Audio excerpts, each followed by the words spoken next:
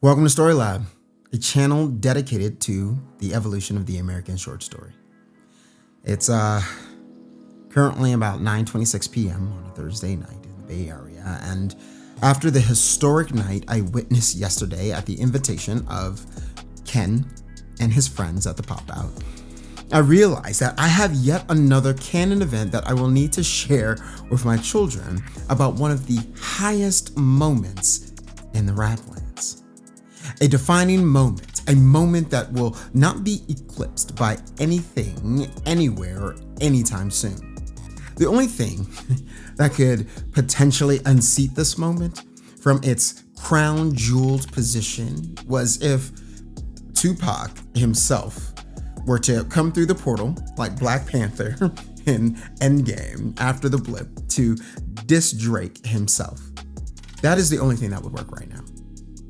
Anyways, what has happened between Drake and Kendrick over the past 2 months has given hip-hop some of the most profound musical and cultural moments we've seen in a really long time, rivaling other canon events such as Nas and Hove, Pac and Biggie, 50 and Ja, and that's just to name a few. So, when my kids hear me softly sobbing in the office of our home and come in terrified that something has gone horrifically wrong and ask, "Dad, what's going on? What's wrong?" I'll look up at them and have them take a look at some of the old tweets that I had saved on my phone that came up again in those iOS memories. When they roll their eyes and say, "Dad, that was forever ago, let it go. We know Kendrick had the forum rapping his diss tracks word for word and bar for bar. We know. Because you remind us every Juneteenth." I will look back at them and say, "Goonteenth. I remind you every Goonteenth." "Okay, Dad, every Goonteenth." And then, just as they want to leave, now that the crisis they thought was a crisis wasn't a crisis at all, just me reminiscing, my eldest and my most prized of my children will ask after sighing heavily, "Dad, do you want to tell us about the Pop-Out?" And I'll look into his perfectly brown eyes with tears still in mine and say, yes, I would like that very much." Then he would gather his siblings, reluctant and upset with him as they may be. They listen because they know that I'm typically very generous after I tell my stories, and they may get something out of it. And at that moment, I will tell them about how the Raplands witnessed a once-in-a-lifetime event of such epic proportions it transcended the Raplands to have effects on other worlds nearby. Once they're settled, I would start with something like this. "Children, you know how your mom and I have told you about Juneteenth, the day when the last slaves in Galveston and other parts of Texas were finally set free 2 whole years after the Emancipation Proclamation was signed into law by Abe Lincoln? About how over time this day had become something akin to our very own Independence Day? Well, 159 years later, a few years after the 19th of June had been declared a federal holiday, King Kendrick would bring his compatriots, his bannermen, and the nobles of his territory together for a spectacle of such grandeur it would redefine how this historic day would be celebrated in the West for generations after. You see, children, after Lord Aubrey had met the then Duke Lamar in the valley of the seat of the throne, they exchanged salvos. However, it became increasingly clear that Lord Aubrey was just not prepared for the manner of engagement that Duke Lamar had prepared to levy. Lord Aubrey hurled one such composition he truly believed would be the end of his nemesis, only to find out that Duke Lamar had planned for the volley and graciously accepted the damage of Lord Aubrey's family matters, to which there was such a flair in the attack that many believed it to be much stronger than it actually was.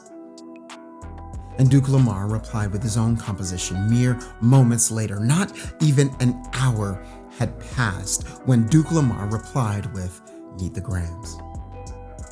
Now, this blow shook the Raplands, from east to west, from south to north. The speed and magnitude of the attack sent shockwaves that toppled trees, displaced rivers, and dissolved clouds that hung low enough to become mist in a fraction of a second after the round had met its mark. Heralds from the fields could not carry word back fast enough through the various domains of the Raplands. They beat their horses, screaming message after message into white ravens, flinging them into the air to reach their destinations. When the dust had settled, half of Lord Aubrey's troops had been cut down, the other half barely holding on, but still prepared to fight for their lord to the death, to protect his name and his titles. Not but an eve later, another blast radiated from the place where the throne sits. This blast didn't just topple trees or move water. It changed the topography and landscape of the Raplands. Like tectonic shifts in the landmass, it moved and cracked and crushed under the weight of the attack. In an instant, the Raplands were transformed. 100-feet-high tsunami waves bore down on the lands, uprooting tree, mountain, and valley. Lives were lost, castles were destroyed. The Raplands, every land in the Raplands had been completely broken, torn out. And when the waters receded, and the lightning from the ash clouds that covered the sky from activated volcanoes finally subsided, the Raplands were made new. It wasn't the same place we knew before the attack had taken place. It was different. Familiar, but different. The possibilities, different. The truth, different. Duke Lamar had unleashed an attack so powerful, the crown itself chose him. He needn't sit upon the throne because the throne came to him. In one instant, he became the most powerful person in the Raplands. His composition, not like us, was chanted in streets and in alleys from new mountain peaks and fresh pine roots. Lord Aubrey's forces were decimated. Very little remained of any of them.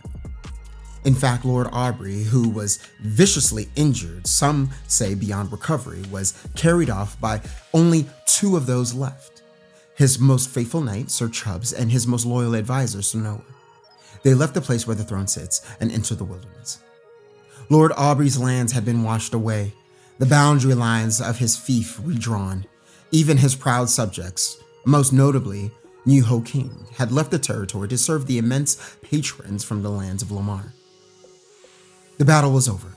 The Raplands had a new king, and it was King Kendrick.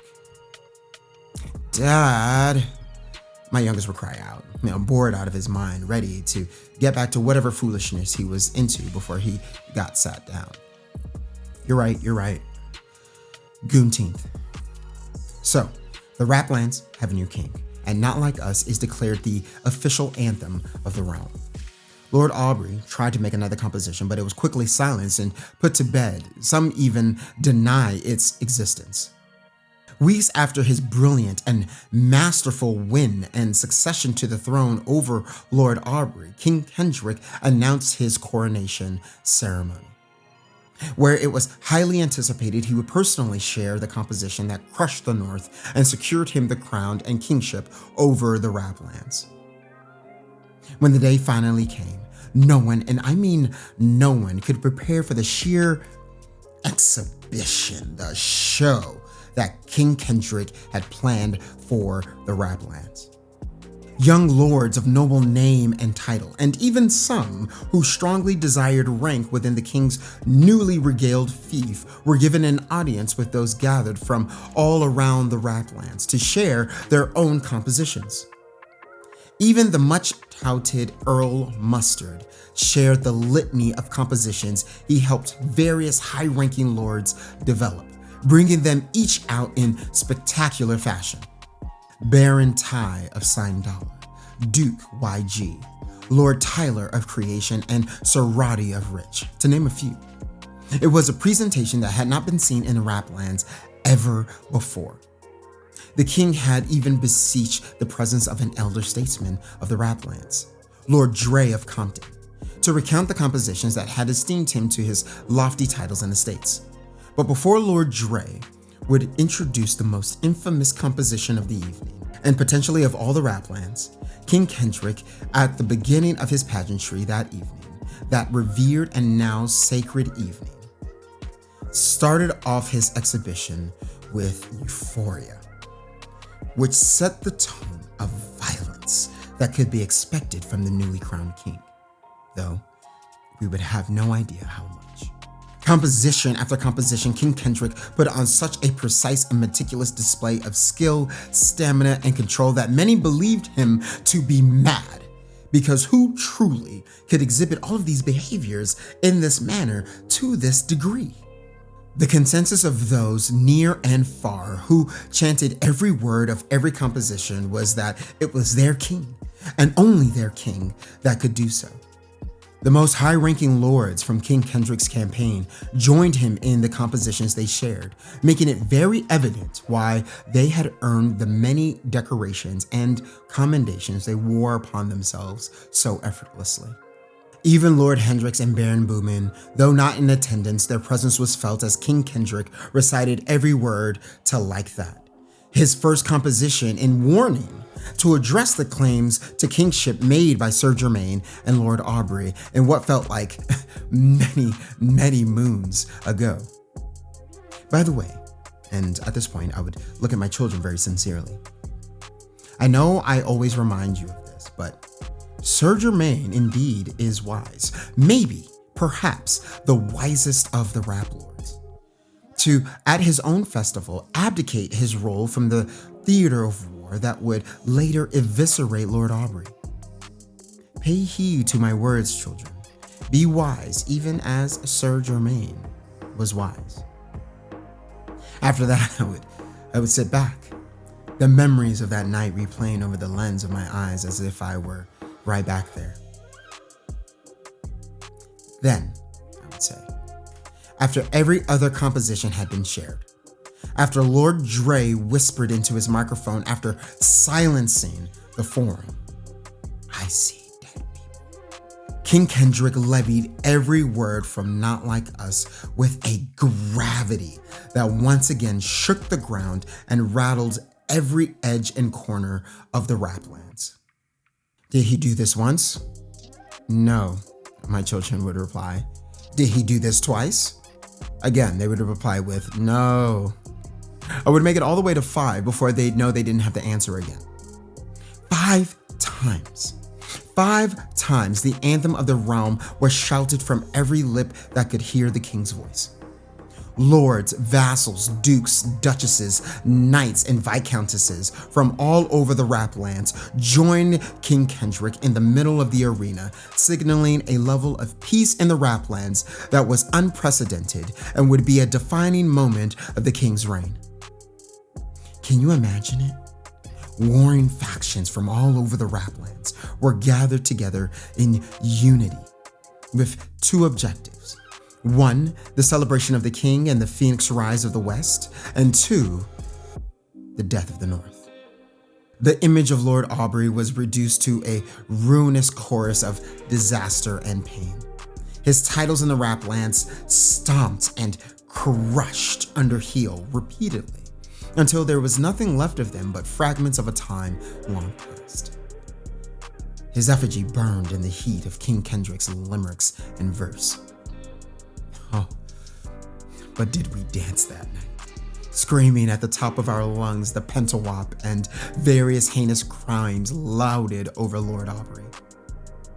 That night started not only a new reign in the Raplands, but it also brought about a nexus event in the history of the Raplands and to the worlds that the Raplands serve. It changed something. For many, everything. So when I remember that night, what you see are not tears of sadness. Actually, far from it. They are tears of joy, having witnessed such a canonical moment in the Raplands. To see a king and know with every fiber of your being why he was crowned and how happy you were that he was. It's a feeling that can't be replicated or reproduced. Every king is different, and King Kendrick, hailing from the West, means something different to me than it would anyone else from anywhere else. Then I would have my kids recite after me. The 16th of June, the pop-out maintained. King Kendrick was crowned. Lord Aubrey was maimed. All hail King Kendrick, first of his name. We remember the freedom from colonist reign. Then I dismissed my children, though my daughter would stop and make a face that would cause me to wither, and we'd go get some ice cream their mother had made from scratch. Like literally from scratch. She milked the cow for the milk to churn into cream, flavor it, freeze it, and have it ready to be inhaled by the children. The pop out, Goonteenth, Gangchella. The rap lands have been changed forever, and the funny thing is, nothing I've said or shared with you here, or will ever share with my children, will ever be able to do it justice. Oh, what a time it is to be alive. Well, that's it for this episode. Please feel free to like, subscribe, and enable notifications if you're watching/listening to this on YouTube. And please follow the show if you're listening through the podcast app of your choice. That's it. And until next time, thank you for listening. Take care.